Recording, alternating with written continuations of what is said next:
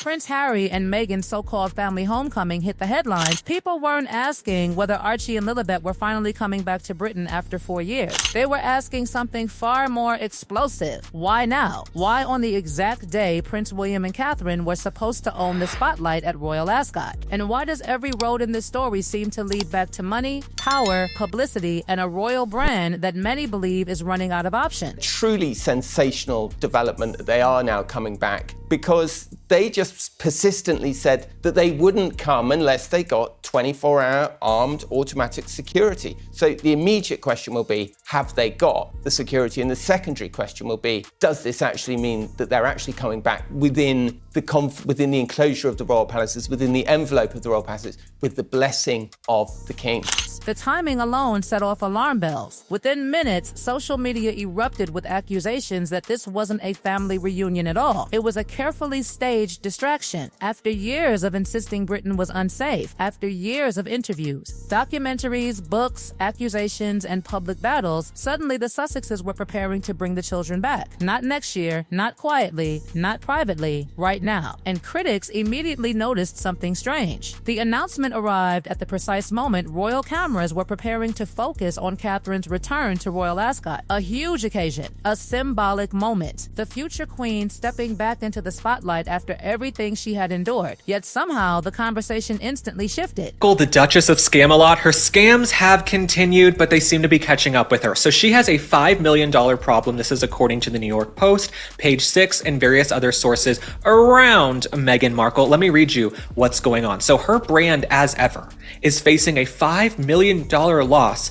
if she can't find a way to offload or sell her products before they expire. Now, they're supposed to expire next summer in 2027. All of her jams and her flour sprinkles and her chocolates, whatever the hell she's selling, her jams, jellies, and dog biscuits. For William and Catherine's supporters, that was no coincidence. They saw a pattern, a familiar one. Every time the Wills family appears ready to dominate headlines, another Sussex bombshell suddenly arrives. Another announcement, another interview, another revelation. Another carefully timed story. And this time, many believe the strategy was impossible to ignore. Meghan is impervious to shame.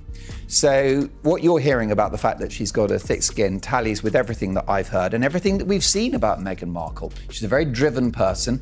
The business enterprises are struggling.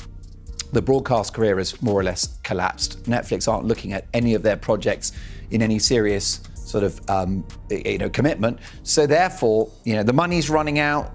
They want to recalibrate their royal credentials, and this is a huge moment for the Sussex brand. The article itself only fueled the fire. Readers were told Harry was heartbroken, that he simply wanted his children to know their homeland, to meet family members, to experience the places where he grew up. On the surface, it sounded emotional, even relatable. But critics immediately pointed to one giant contradiction. Just months earlier, Harry himself had publicly suggested he couldn't imagine bringing his wife and children back to Britain. So what changed? What suddenly transformed an impossible journey into an urgent priority? That question sent people digging, and the deeper they dug, the uglier the theories became. The dominant theory spreading across comment sections was brutally simple. Money, not family, not healing, not reconciliation. Money, people began connecting dots that to them looked impossible to ignore. Reports of struggling projects, questions about commercial ventures, rumors of unsold products, speculation about business setbacks. Every disappointing headline seemed to strengthen the belief that the royal connection was becoming more valuable than ever. The criticism grew even harsher as commentators began dissecting every business move, every partnership, every product launch, every rebrand. To critics, nothing seemed to be delivering the massive success once promised. The dream of becoming global power players independent of the monarchy appeared increasingly uncertain, and that led to a dangerous conclusion many viewers were already embracing. If Hollywood's magic was fading, perhaps royal magic was the only currency left. The conversation suddenly stopped being about a family visit and became something much bigger. Was this a comeback? Or was it a rescue mission? Was Britain the place they desperately wanted to return to? Or the place they suddenly needed? And then came the most explosive part of the entire controversy: the children. Because for years, Archie and Lilibet have remained largely out of public view, carefully protected, rarely seen, rarely photographed. Yet now, suddenly, the possibility of them appearing at a major public event was being discussed discussed openly. The public reaction was immediate disbelief. Many people simply refused to believe it would happen. Others predicted last-minute changes. Some questioned whether the children would even appear publicly. The speculation became relentless because every mystery surrounding the Sussex children instantly attracts enormous attention. And attention, critics argued, was exactly what this announcement generated. The mystery only deepened when the conversation shifted from the children to the question that made British viewers angrier than anything else: security. Suddenly, people weren't talking about family reunions, they were talking about who would pay, who would protect them, who would be responsible if Harry, Meghan, Archie, and Lilibet stepped onto British soil. The moment reports emerged suggesting adequate security arrangements would be available, critics exploded. To many, it felt like reopening an old wound. Years of accusations against Britain, years of public criticism directed at the institution and the country itself, and now the possibility of returning under official protection sparked a wave of outrage. Yet underneath the emotional reaction sat a more complicated reality. Security decisions were never as simple as people wanted them to be. But in the court of public opinion, complexity rarely survives. What survives is perception, and perception was becoming a disaster. At the same time, another uncomfortable question emerged. If this visit was truly about the Invictus Games, then why was nobody talking about the veterans? Why was every headline focused on Meghan, on the children, on royal family meetings, on possible photographs, on potential palace encounters? The event itself seemed to disappear behind a mountain of Sussex speculation. Critics argued that the wounded servicemen and women the games were designed to honor had become secondary characters in their own story. Every discussion led back to Harry and Meghan. Every headline led back to family drama. Every debate led back to publicity. And that perception created a storm of resentment that refused to die down. Then the civil war among royal watchers reached its most fascinating stage. The battle was no longer Harry versus the public, it became King Charles versus his own reputation. One side became convinced that Charles was quietly opening the door. They saw clues everywhere. They believed a soft-hearted father was preparing to welcome his son back despite years of conflict. Every report was interpreted as evidence. Every insider quote became another piece of the puzzle. To them, this wasn't coincidence. It was reconciliation happening in slow motion behind palace walls. The other side completely rejected that theory. They argued that Charles would never risk damaging his relationship with William and Catherine. They believed the future of the monarchy depended on stability and that bringing Harry and Meghan back into the center of royal life would create chaos. According to this camp, reports of secret peace deals and behind-the-scenes reunions were nothing more than fantasy, wishful thinking.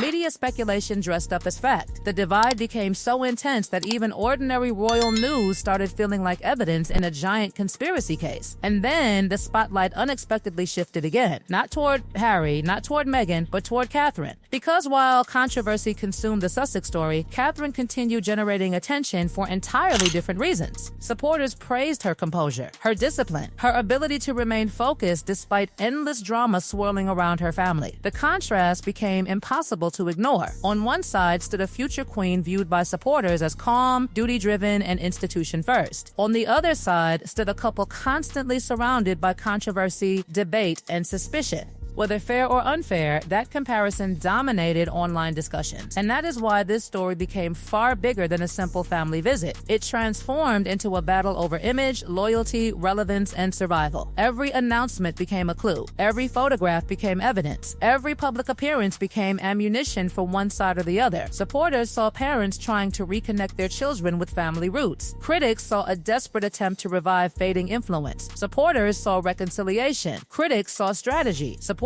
saw homecoming. Critics saw surrender. The truth is that nobody knows exactly what will happen if Harry, Meghan, Archie, and Lilibet actually arrive in Britain. Will the children appear publicly? Will they meet the king? Will the visit pass quietly? Or will it trigger another wave of headlines, arguments, accusations, and royal warfare? What makes this story so explosive is that every answer seems to create 3 new questions. And as the countdown continues, one thing is becoming impossible to deny: this was never just about a trip to Britain. It became a test of influence, a test of public opinion, and perhaps the biggest test yet of whether the Sussex brand can still command the spotlight. The palace may remain silent, but the speculation is only getting louder. And judging by the reaction so far, this story is nowhere near finished.